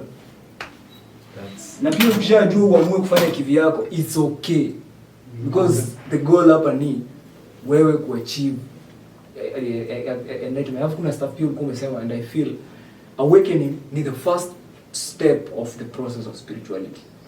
Your awakening, kujua I'm more than me. Kuna a bigger being in me that is controlling everything. Na huyo bigger being in me, I feel church inaweza kusaidia kufanya hiyo shit or kupata hiyo awakening, na pia inaweza kusaidia ku grow in the journey. So kuna wase hata awakening wataipata probably in another religion, then the process of growing in spirituality I find in another religion, and it's still okay because ni ana grow in spirituality. Mimi ndiangalia hivyo. So basically because I think kuna mtu anaweza saidika religion ni essential on the journey towards spirituality. Wacha tuseme tu juu sio place msana anafika. Like kwa hiyo journey ya spirituality, religion inaweza kuwa important. But religion sio destination. Unajua nataka kutoa hii because nimesikia na wase wengi msana feel they are better than you because me I practice a certain nini, wewe haufanyangi. Me I go to church, wewe hujaendanga cha mimi Mungu tuko tight sijui nini. Because umeingianga kwa building. Sasa hiyo inanikalianga lack of exposure. Kama uko limited to unless mtu anaenda kwenye naenda or hata haendi at all. I'm trying to kuna people who unajua like for example venye nimesema kuna msee mwenye probably anaangalianga and I like how people think sometimes. It's good to challenge thoughts za watu.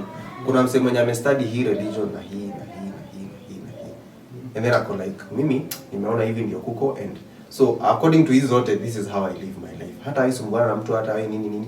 But if you ask them to identify with your God or that God, yeye atakwambia hapana, mimi I have my own. And then utasikia mtu kama huyo anaambiwa wewe ni pagan ama wewe sijui you are sijui nini na nini, and then you start kukashifu mse because you think you're better. Yeye ana feel bado mimi sijafika, but kuna wase wenye wanakonga in institutions za religion that wana feel ni sisi na tuko hapa, that even if the proverbial God would come down today, wewe ungechomwa, mimi ningeenda mbinguni and I would ningekuwa nakutemea mate kama na Lazaro. Unaona tu vile John amesema by the way, hivyo tu umesema, I think ni hiyo ignorance. And one kwa sababu tusikuwe na religion moja because utapata interest ya msee mmoja because yeye anataka ku feel relevant.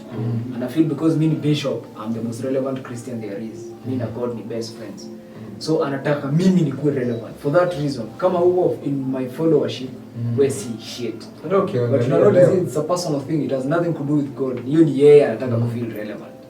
Because there is no person mwenye, to be honest, anasema ati mimi niko. I mean, God is figuring himself or herself out. The creation is figuring itself out every single day. Lakini I think shida inaingianga hiyo classes na nini. Ni imefika place you can no longer, ni kama tunajaribu kuita mari religion, social life na corporate. Yaani tuna borrow from religion, ina borrow from corporate ina borrow from social ina borrow from. So unapata inafika place venye msee akiwa tuseme for example a corporate setting, una believe the CEO knows more than yule wakako pale chini. The same mentality ina get transferred to people thinking the tuseme chief bishop ama head bishop is closer to God than tukameingia ka walk in tukameingia church. So unapata really ni mtu anataka mentality moja ya apply kila mahali. Yeah.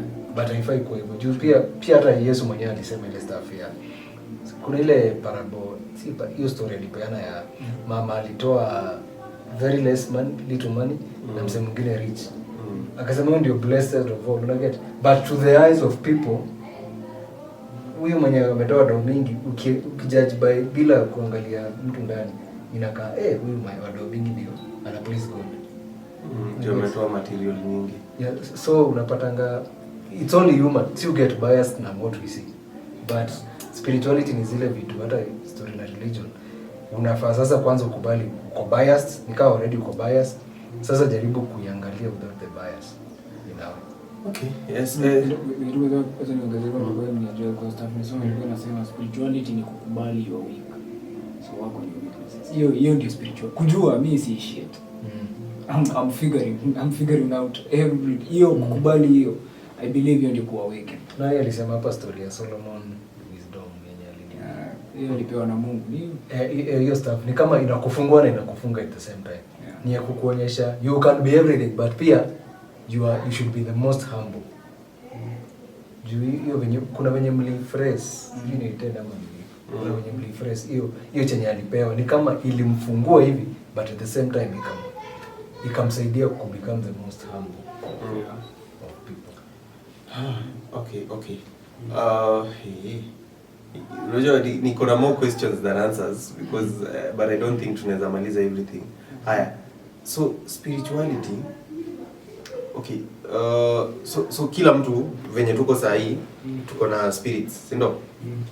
Spirit ndio ina live, okay, ndio the essence of probably spirit tunaweza sema ni the essence of who you are, like everything when everything is stripped na nini. Remember there was a time we were talking na nilikuwa nauliza would you, if minus the bodies that ziko hapa, like would you look at your, lakini hapana hauwezi jitoa because spirit ni wewe. Ukijitoa from hii body I think ni spirit.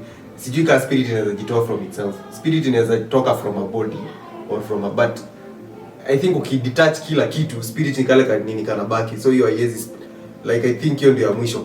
Kama hiyo kujitoa ni spirit inajitoa. Ndio nasema sasa spirit ikiwa hapa haiwezi jitoa further, like that is the last. Ni kama cell. Ni kama hiyo ndio. Hii kama ukiangalia kompyuta ndio OS operating system.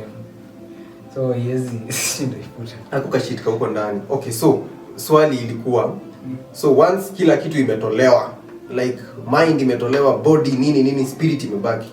Unajua sasa hii spirit kama ni spirit ya Yanji, hakuna venye sasa hii spirit inaweza jitoa hiyo. Ndio hii spirit ya Yanji like inajijua, like ni self, it is ni essence, it is your essence. Sasa ni mimi ni Yanji na hakuna mwili imenishikilia, hakuna nini, I'm just me venye nafaa kuwa.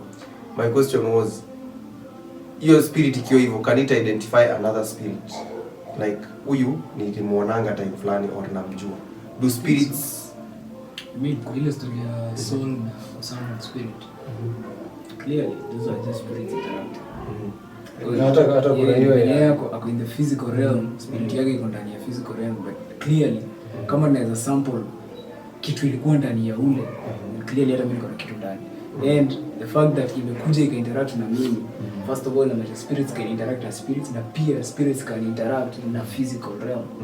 And then the other thing people want to demystify, I kind of feel I feel tukisema spirit ndio core, kitu tunafaa ku understand technically hii body ni prison actually. Ni kind of test for your spirit. Kitu moja unavyo spirit yako ni as powerful as God. Siwezi ita prison naweza kama hii ndio the spirit governor of things. Spirit governor ama limiter kitu kama hiyo. So ni what your spirit can do ni endless. You can do anything. So technically I feel na mama msema hiyo kujitoa ni ukijitoa place where your spirit is kind of out of your body, what was saying, you know, it out of body experience, because it's a thing you can do it hata ukifunga macho ukaenda, you kind of see everything from, it's a thing you can do it, and most people do it na juu ni hiyo wanafanya. Ukianza kufunza meditation ndio una realize kumbe ile kitu kufanya ndio it's, you can see things from a nini na uone everything for what it is. But I think hiyo ni nikisema hivyo ni see yourself in, ukianza kujiona in endless possibilities, umeingia hiyo place. The spirit yako seeing everything as possible, where nothing is impossible. Then sasa uanze kujiuliza in your spirit, this is what I do though. In my spirit form nijiulize with my body and my limitations, how can I achieve here? I know I can, but sasa as in the body of this being called Ted, how can I achieve his dream? Because hapo ndo utaanza kurealize Ted hana do. So Ted tutafigure out hiyo do tutatoa wapi. Ted hana hii. Because in the spirit world, all I need ni ku be the most successful singer, for example. Kuimba and everybody in the world pays attention. There's a process to that. In the spirit world, it's very possible.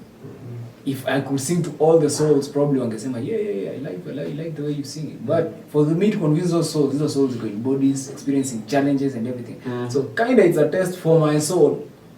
Patience, humility, these are all the values. To figure out as I exercise the values, ni figure out venye nita achieve your goal. So technically I feel everything you want, soul yako inataka can do it. But sasa for the body, in your body, now you come back ndo unajiangalia hiyo kujitoa, uangalie body yangu, sasa body yangu, what can I do right now? Isn't it this is ile shit ya Moses. What do you have with you? I have this stick, bas. Na hii mti nitafikishaje hapo bas. I think that is the test for the soul. Na hiyo ndio ile kitu watu ambao ni kama. Because the choices you make towards achieving here will have consequences. Na hizo ndio kama. So hata ni kama kusema sasa frustration mingi inakuanga hiyo feedback ya tuseme hiyo spirit inajua everything is possible. I can own a jet.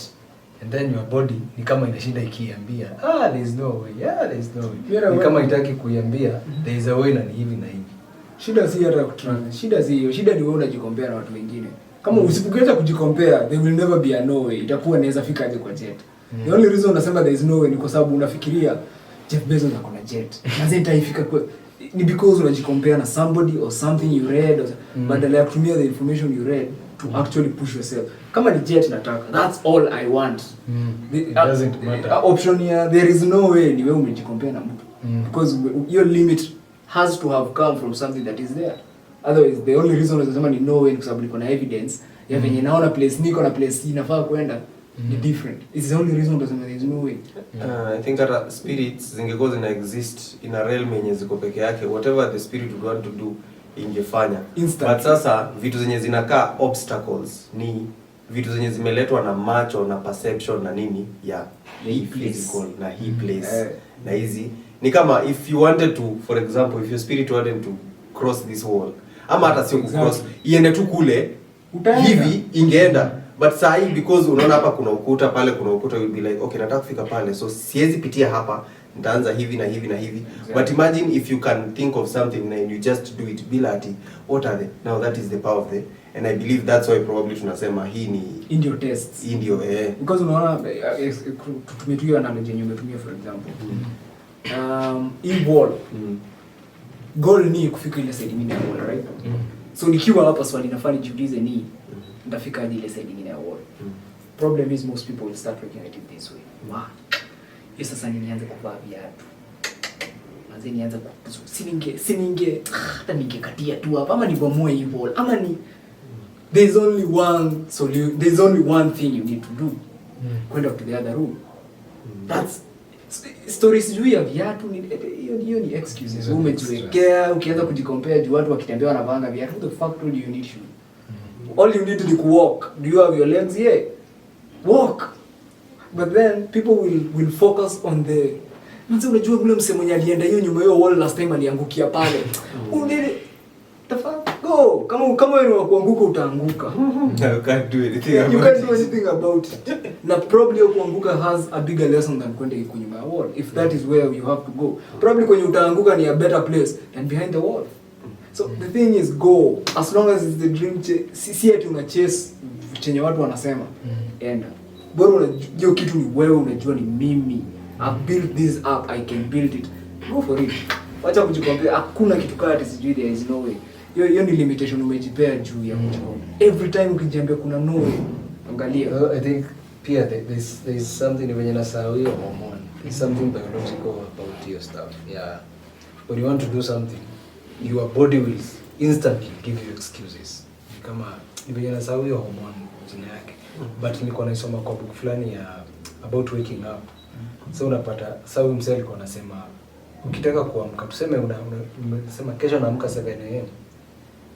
Hiyo 7 ukiwa alamu yako ikilia usianze sasa sasa ni amka. Unaget? Juu hiyo split second yenye sasa umeamua acha ni breathe kidogo.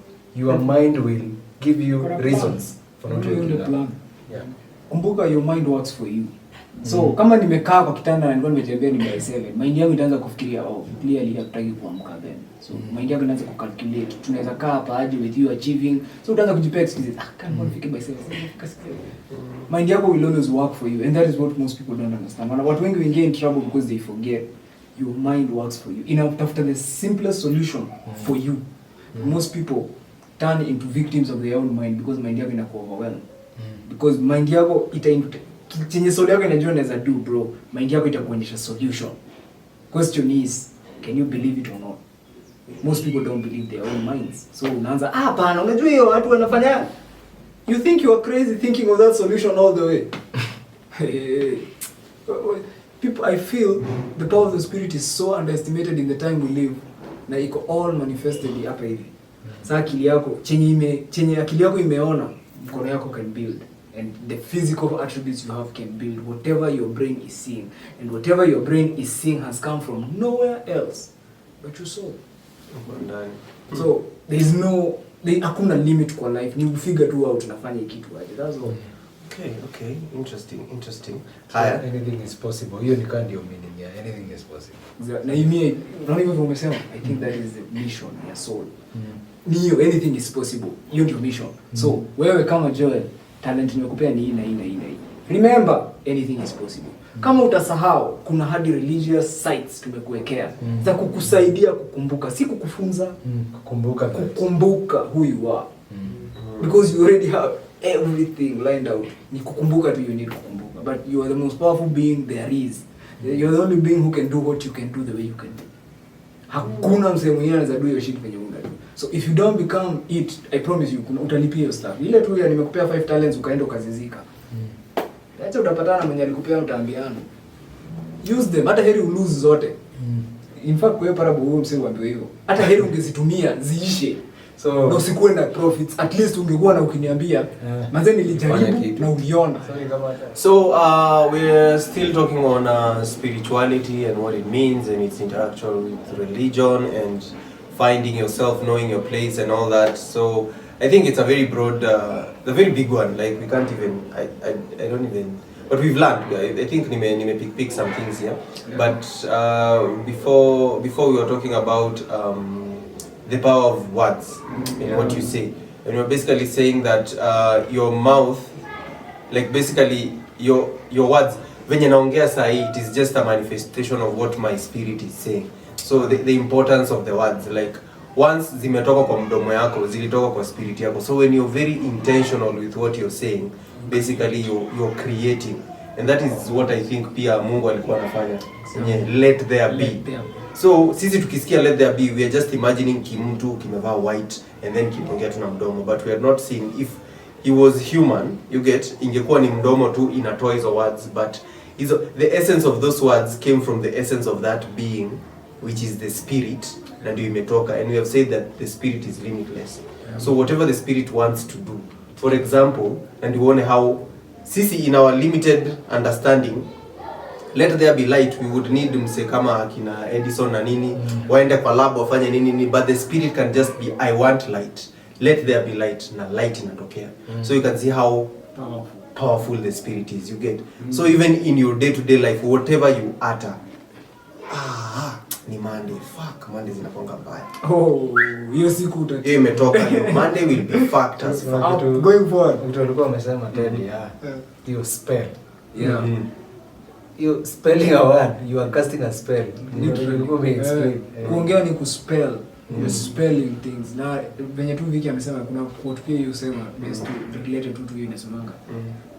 Is vitu the five senses ndio njia ya soul yako ku experience hii realm. So kuongea ni soul yako speaking, kuguza ni soul yako wanting to figure out hii ni nini. Unaona mtu yeye anakuwa curious. Yaani soul yake inataka tu ku understand niko wapi ni. Ndio. Na utaona after hapo akiguza kitu moto hata hitaji kuiguza kitu tena.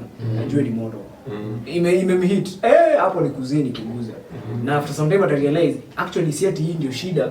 After imewashwa una clearly unaona kuna process of the senses when unasema kaa ya mdomo kukusaidia kulearn being. And pia nimesema ya kuongea, I feel because sasa hii ni kama prison ya soul yako hii mwili. Na okay, see, I'm not saying prison in a bad way. The one nimetumia jina house arrest. So ni mansion, ni imagine wewe soul yako ni billionaire in the world. Venye huwezi funga billionaire committee. Utamfunga tu kwake kipablo, but unampea rights. Wewe jibambe, you can do whatever you want. You can run your empire from this. But limits zako ni hii world. So we figure out watu utatuma wakuletee watu basically I feel like you and your soul. So ukiamua hiyo house arrest ikuwe a bad experience for your soul, itakuwa mbaya because ni wewe ufungiza mlango wa nyinga resource, but you can be the person mwenye instead sasa ufanye your Pablo akuwe kingpin. Unajua in fact the fact that ako protected in his body, una make sure his body iko capable in every aspect to protect your soul. Let me just point this out for you ya kuongea. Someone was saying if something bad happens in your day, look at it as 1 minute of your day that was bad, not your whole day. Sijakuwa na siku mbaya. 1 minute of my day or 1 hour of my day has been bad. In comparison to the 23 hours left, you've had a good day. Exactly. So even in life, kuna phases. I mean, if you were to live hadi 70 ama 90, if 5 or 7 years of your life were bad, maybe ulikuwa reha baba nini, it's a phase. But hata kwa mdomo yako my life is bad, you don't know the limits of your life. Every day that comes after here so it would be better for your spirit to utter through your mouth that hii period yenye niko sio poa. It's good to accept, but don't look at it as the end. I think pia in terms of spirit na kuongea hivyo, we should really learn to, in closing, I don't think mimi nitaongea anything else. We should learn to look at ourselves as the spirit, like see yourself, see the essence of who you are. Usijione hivi. Know that there is something more in you, there is something greater that you're supposed to do. Probably you might not know whatever that is, but the journey to figuring it out is actually the road to spirituality. It is you being in touch with your spirit, which is a very, very deep thing if you come to think about it. And then know that everything you're doing is be someone who is intentional. I think spirit yako, we are so blinded by na mkanga tu nafanya. Why are you doing what you're doing? Interrogate yourself. Why am I feeling the way I'm feeling?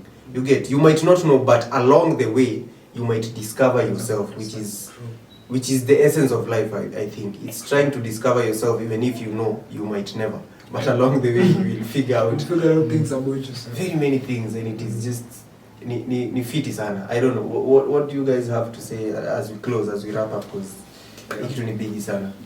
I can say spirituality, when you define it's a solitary was it an experience? It's a solitary journey of finding the divine. It's a solitary journey. And I feel as much as you may say religion, based on the leaders we have currently, some have led the flock astray. So religion also is important because it holds the historical information that might lead you to a spiritual awakening. Okay. Ama unaweza discover something else about spirituality within it. Yeah. So I'd say try to tap into your spirituality, seek information. Usikuwe limited that you are raised here, you're brought up in a Christian religion, Islamic religion, whatever the religion. Ukifika hiyo time ya where you can, how can we say it? Yeah, where you are conscious, where you are aware enough of what in spirituality. Do your own research and find what works for you. Okay, yeah. Mimi nasema tu chenye naijuanga lakini sijaijua venye nimeijua saa hii. Everything and anything is possible. Hiyo tu ndio naweza sema. True. Literally. Literally. Ni that literally. Literally. Yeah, Naiko.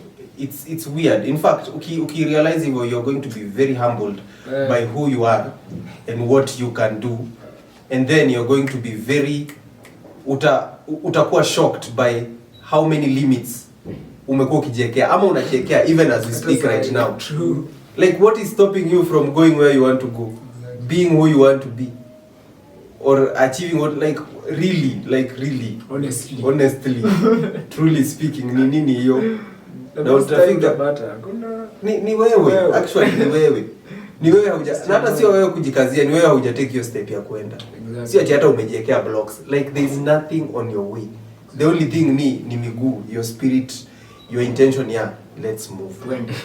Hiyo ndio tunasema there is nothing on your way apart from yours truly. Sasa yes. Sasa hii si ati ninaanza kujiangalia kama kuna huyu na kuna huyo mwingine. Huyo mwingine ajui hizi vitu, huyu anadhani ziko. Exactly. Sasa ni huyu abend to huyo mwenye ako ndani. Huyo mwenye ako ndani ni kingpin. Anajua kila kitu yenye unahitaji. In fact, every day your mind, I feel, should be asking your spirit, sasa leo tuende tufanye aje. Exactly. Sasa shida inakuanga huku ndani, hata tu involve akili sasa inaanza kufikiria mimi na knowledge yangu ya hii dunia. Sasa tutaanza kufanya but you're something, or your essence is operating from, hata you're not from here. Exactly. You're not from here. Hii ni place unapitia. So unafaa kwa okay, hivi ndio kuna kuanga now me venye najijua na venye niko, na hizi ndio venye huko kuna kaa. Sasa mimi nitamanuva. Juu nataka kwenda pale, huko kuna kaa hivi, mimi nitafika pale hivi. But sio ati sasa uanze sasa huko venye kuna kanga, unajua kuna norms. Ndio kuna norms, but you are above the norms. You're not from here. Unique. Anyway, nimeongea sasa, ulikuwa unasema tukimaliza. I feel like spirituality ni the core of every human being. It's the one thing and each one of us are unique from the other. The way I understand your spirituality is different, although the end goal is the same. So that the spiritual journey yangu ni unique to me. Same na yako. The beginning may not be the same, but we are learning the same things. And probably kitu imefunza the same lesson, maybe two different things. True. So you kind of realize it's a very it's a very individual process. But the thing I feel very important, and I think in the previous episodes, is information. The best way to feed your spirit with information. Give it as much information as possible. Because remember, once you know, you can't unknow. And spirit yako si stupid. Because si eti unaifunza kitu mpya, you're just reminding it. So the more you pay information, the more it remembers how things work. I feel like that's the one thing to offer everybody. Even and I feel to some extent the governance of spirituality to the religion, hiyo ndio their biggest responsibility. Figure out a way kufanya hii information available. Si ati ninawaletea, unaona ile si ati nakuletea soma hizo ile siku utakuwa ready ku question. Uki-question utapata hiyo answer. Si ati nitaanza kukupea excuses. Unajua na itakuwa wewe you are free enough and I feel like that's the difference in my area, and I get from my experience as an African and as a Kenyan. That's the difference. Most people have no choice but to believe the lies they are being told. Anyway, hana place different ya kuconfirm. And if we can if we can give people a chance to get more information, and right now in the times we're living, I'm talking about the internet. If we will just make that thing available my friend, I think Africa tunaweza move gap ya 10 years tunaweza imaliza around 2 years. But that's all, because to understand spirituality is a very core thing. If we can all as Africans go back to a spiritual level, bruh, 2 million motherfuckers on an island. It's 2 billion. 2 billion. Say, my friend, we are unstoppable. Look at what China is doing. In the center of kingpins. I mean, just because it's a very spiritual people. And that's the truth of life. I feel like ukikumbusha watu who they truly are, they will believe in themselves individually. I can't believe in myself, I promise you I believe in you. Because najua kama mimi najiamini, trust you me, nitaona mse mwenye amejiamini, and that is the person ningetaka ku work now. True. And you'll find you'll build a team around those kind of people. So eventually 2 or 3 gathered. I mean the team of, you'll find like-minded. Mnaanza kusukumana to knowing more stuff. Just like we are doing today with you also. So I feel spirituality ni a journey, but usipushie watu what you think you know, because you don't know anything. Trust me, kuna continue to say, tomorrow you will go over the same thing you learned today and learn a different lesson. Same thing ulisoma leo, utaisoma kesho na ikupea a different lesson. So inakuonyesha hakuna ati fixed. Hakuna ati hii ni lesson ni hizi. Ni sahi history nikirelate nayo ndio lesson napata. Kesho nikirelate na story problem nitapata a very different lesson. So you gotta realize it's a thing you can't say nimejua. Every day you learn. Probably even from the same place, you will learn very different things. So yeah, nikimaliza spirituality is an individual process, and I think the best way kuibeta ni information. And in the times we live, your information you get it on the internet. All contrary opinions, zisikize bila feelings, then analyze. Pick what you think is for you. The rest achana, clearly don't work for you. So yeah, that's okay. good. Okay, kuna kitu yenye ulikuwa umesema, Yeah. I think ilikuwa, okay, I don't know, but I think it's a very nice way to put it at the end, that spirituality can be looked at as a journey of knowledge, but then again, knowledge becomes wisdom when you know that you will never really fully know everything, you know, but you are secure in the knowledge that nitajua but sitawahi jua yote, so in that moment umekuwa wise, and I think that is all we are trying to do at the end of the day. That's the journey for everyone. Yes, Manga, before you can only know as much as you can. That's it. So what is beyond you is beyond you. Usipigane na wewe, jua tuche unaweza. Hiyo the rest achana. Because uta overthink for nothing. Nitaanza kuja hapa na notebook wewe. Sikia punchline, wisdom. Kuja na notebook. Yeah, well, so that has been it for today. Yo, learned so much. You can tell us also what you've learned, what you think we have left out, what you feel has challenged you, has inspired you, all those things, man, because I've also learned a lot. I think I stanza kuja na notebooks by the way. Yeah, because it's been a lot. Yeah, so that has been our just a little covering of spirituality, maybe venye nashikana religion na vitu zingine, understanding all those things. But yeah, it's been great. Thank you for being with us. Hii time yote yenye tumekuwa, yeah. And I guess tutapatana next time with the next other thing, whatever you. Unaweza tuambia pia kenye una feel controversial yazaka iongelelewe ama some other thing. Yeah, and then we'll see you on the other side of the next nini. Spirits zetu zipatane maaria au sio. Yeah, so it's been good. Kwaherini. This has been Say What? Say What show. Yeah, so peace. Adios amigos.